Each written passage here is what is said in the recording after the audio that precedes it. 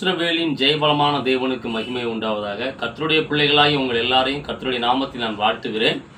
தேவ பிள்ளைகளே, என்னாகமம் 23:10 ஒரு வசனம் வருகிறது. அது அருமையான வசனம். யாக்கோபின் தூளை எண்ணத்தக்கவன் யார்? இஸ்ரவேலின் காற்பங்கை எண்ணுகிறவன் யார்?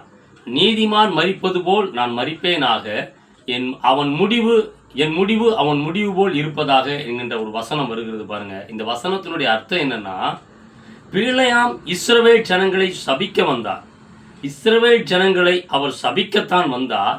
ஆனால் தூரத்தில் அந்த ஜனத்தை பார்க்கிறார். இது ஆசீர்வதிக்கப்பட்ட ஒரு சந்ததி, காண்டாமிருகத்து கொத்த பலன் இந்த சந்ததிக்கு இருக்கிறது என்பதை அவர் கண்டு, அவர் சபிக்க வந்த ஒரு மனிதன் கடைசியில் சொல்லுகிறார், என் முடிவு உன் முடிவு போல் இருப்பதாக. அவருடைய மரணத்தை விரும்பி கேட்கிறான் பிலேயாம்.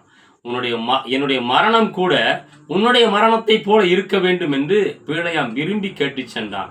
தேவனுடைய பிள்ளைகளே, சபிக்க வந்தவன் கர்த்தருடைய பிள்ளைகளை வாழ்த்தி சென்றான். அது மாத்திரமல்ல, அவருடைய மரணத்தை, இப்படிப்பட்ட ஒரு மரணம் தான் எனக்கு வர வேண்டும் என்று அவருடைய மரணத்தை கேட்டு வாங்கி சென்றான். ஆமென்.